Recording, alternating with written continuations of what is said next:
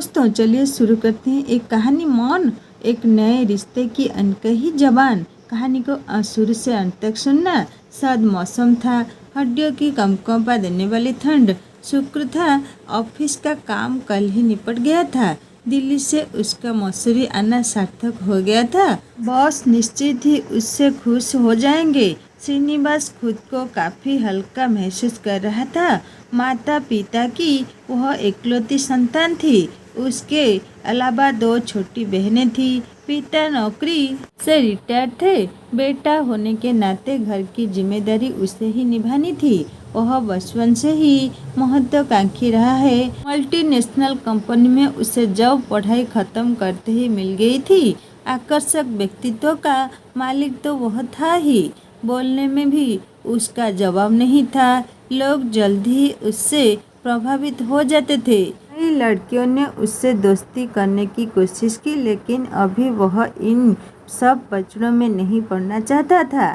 श्रीनिवास ने सोचा था मसूरी में उसे 2 दिन लग जाएंगे, लेकिन यहाँ तो 1 दिन में ही काम निपट गया। क्यों न कल मसूरी घुमा जाए। श्रीनिवास मज़े से गर्म कंबल में सो गया। अगले दिन वह मसूरी के माल रोड पर खड़ा था, लेकिन पता चला आज वहाँ टैक्सी और बसों की हड़ताल है और इस हड़ताल को भी आज ही होना था।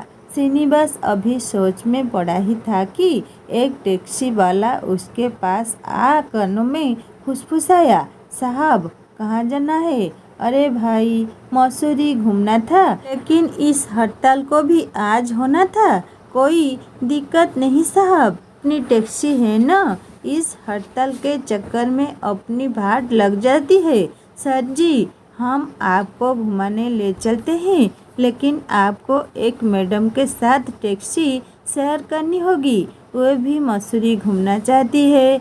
आपको कोई दिक्कत तो नहीं? ड्राइवर बोला। कोई चारा भी तो नहीं है। चलो कहाँ है टैक्सी? ड्राइवर ने दूर खड़ी टैक्सी के पास खड़ी लड़की की ओर इशारा किया। श्रीनिवास ड्राइवर के साथ चल पड़ा। हेलो मैं श्रीनिवास दिल्ली से। हेलो मैं मानामी लखनऊ से। मैडम आज मसूरी में हम 2 अजनबियों को टैक्सी शेयर करना है। आप कंफर्टेबल तो रहेंगे ना? हाँ थोड़ा अनकंफर्टेबल लग तो रहा है, पर इट्स ओके। इतने छोटे से परिचय के साथ गाड़ी में बैठते ही ड्राइवर ने बताया, सर मसूरी में लगभग 30 किलोमीटर दूर टिहरी जाने वाली रोड पर शांत और खूबसूरत जगह धनौल्टी है। आज सुबह से ही वहाँ बर्फबारी हो रही है। क्या आप लोग वहाँ जाकर बर्फ का मजा लेना चाहेंगे?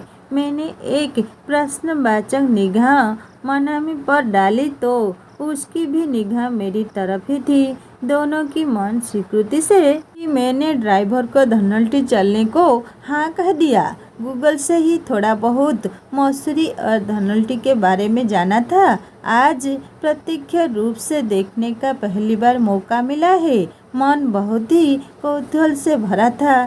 खूबसूरत कटाबद्धार पहाड़ी रास्ते पर हमारी टैक्सी दौड़ रही थी। एक एक पहाड़ की चढ़ाई वाला रास्ता बहुत ही रोमांचकारी लग रहा था। बगल में बैठी मनामी को लेकर मेरे मन में कई सवाल उठ रहे थे। मन हो रहा था कि पूछूं कि यहाँ किस सिलसिले में आई हो, अकेली क्यों हो, लेकिन किसी अनजान लड़की से एकदम से यह सब पूछने की हिम्मत नहीं जुटा पा रहा था। मनामी की गहरी बड़ी बड़ी आंखें उसे और भी खूबसूरत बना रही थी। न चाहते हुए भी मेरी नजरें बार बार उसकी तरफ उठ जाती थी।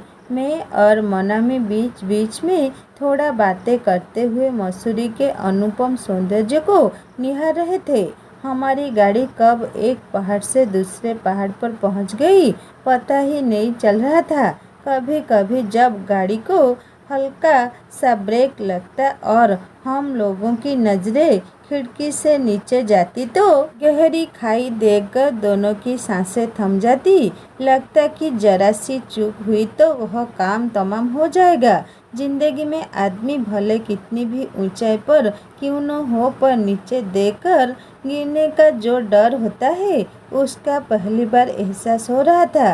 अरे भाई ड्राइवर साहब, धीरे, जरा संभल कर, मनामी मौन तोड़ते हुए बोली। मैडम आप परेशान मत होइए, गाड़ी पर पूरा कंट्रोल है मेरा। अच्छा सर जी, यहाँ थोड़ी देर के लिए गाड़ी रोकता हूँ। यहाँ से चारों तरफ का काफ़ी सुंदर दृश्य दिखता है। बचपन में पढ़ते थे कि मसूरी पहाड़ों की रानी कहलाती है। आज वास्तविकता देखने का मौका मिला।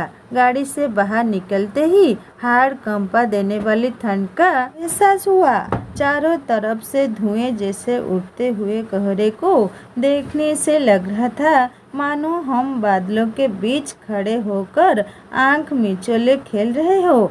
दूरबीन से चारों तरफ नजर दौड़ाई तो सोचने लगे कहाँ थे हम और कहाँ पहुँच गए। अभी तक शांत सी रहने वाली मनामी धीरे से बोल उठी।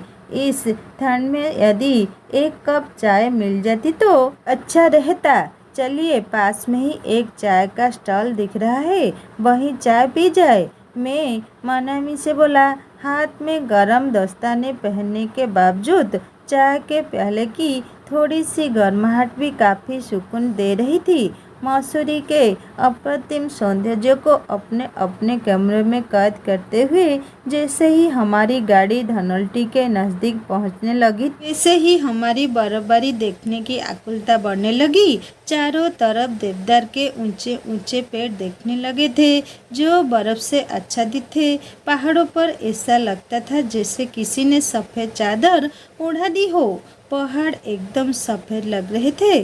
पहाड़ों की ढलान पर काफ़ी फिसल होने लगी थी। बर्फ गिरने की वजह से कुछ भी साफ साफ नहीं दिखाई दे रहा था। कुछ ही देर में ऐसा लगने लगा मानो सारे पहाड़ों को प्रकृति ने सफ़ेद रंग से रंग दिया हो।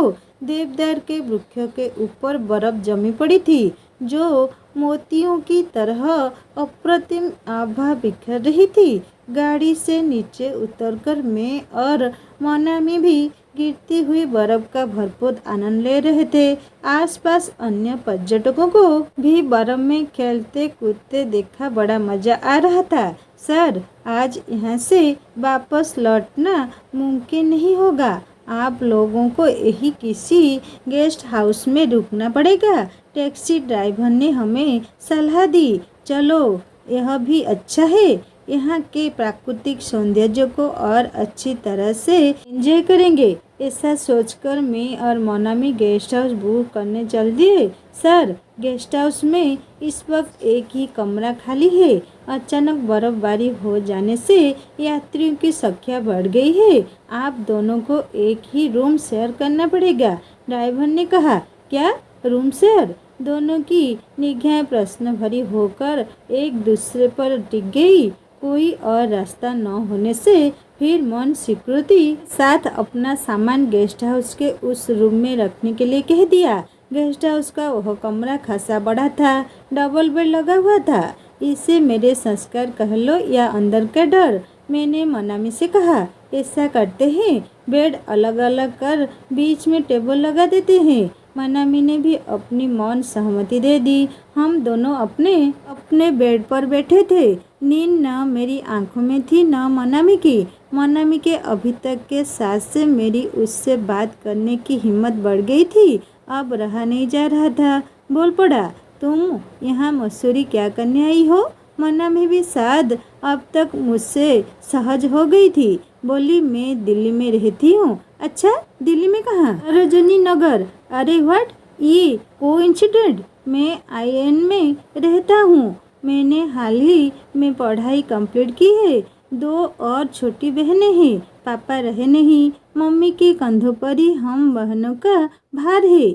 सोचती थी जैसे ही पढ़ाई पूरी हो जाएगी मम्मी का भार कम करने की कोशिश करूँगी, लेकिन लगता है अभी वह वक्त नहीं आया। दिल्ली में जॉब के लिए इंटरव्यू दिया था। उन्होंने सहकड़ इंटरव्यू के लिए मुझे मसूरी भेजा है। वैसे तो मेरा सिलेक्शन हो गया है, लेकिन कंपनी के टर्म एंड कंडीशन मुझे ठीक नहीं लग रही।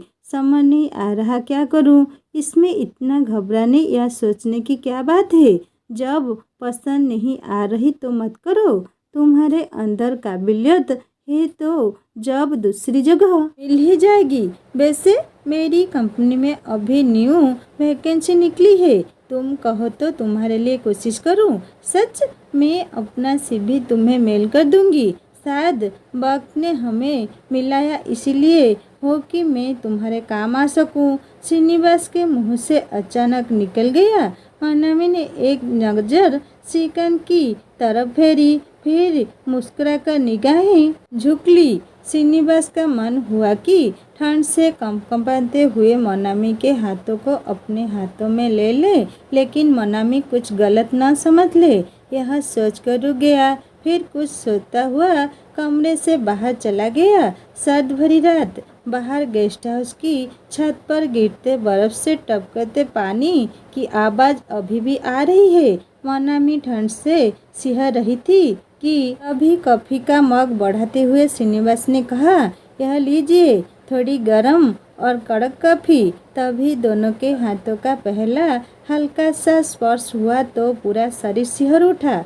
एक बार फिर दोनों की नजरें टकरा गई। पूरे सफर के बाद अभी पहली बार पूरी तरह से मनामी की तरफ देखा तो देखता ही रह गया। कब मैंने मनामी के होठों पर चुंबन रख दिया पता ही नहीं चला।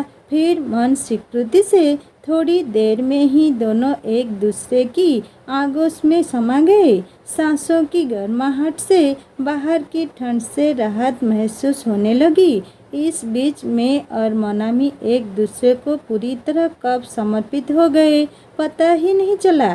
शरीर की कंपकंपाहट अब कम हो चुकी थी। दोनों के शरीर थक चुके थे पर गर्माहट बरकरार थी। रात कब गुजर गई पता ही नहीं चला। सुबह सुबह जब बाहर पेड़ों पत्तों पर जमी बर्फ छन कर गिरने लगी तो ऐसा लगा मानो पूरे जंगल में किसी ने तराना छेद दिया हो। इसी तराने की हल्की आवाज़ से दोनों जागे तो मन से एक अतिरिक्त आनंद और शरीर में नई ऊर्जा आ चुकी थी। मन में न कोई परत बोध न कुछ जानने की चाह, बस एक मन के साथ फिर मैं और मनामी साथ साथ चल दिए। दोस्तों, ये कहानी यहीं पर ख़त्म करती हूँ। कहानी कैसा लगा मुझे ज़रूर कमेंट करके बताना और अच्छे लगे तो लाइक करना, दोस्तों के साथ शेयर करना और सब्सक्राइब करके बेल आइकन दबा देना। नमस्ते।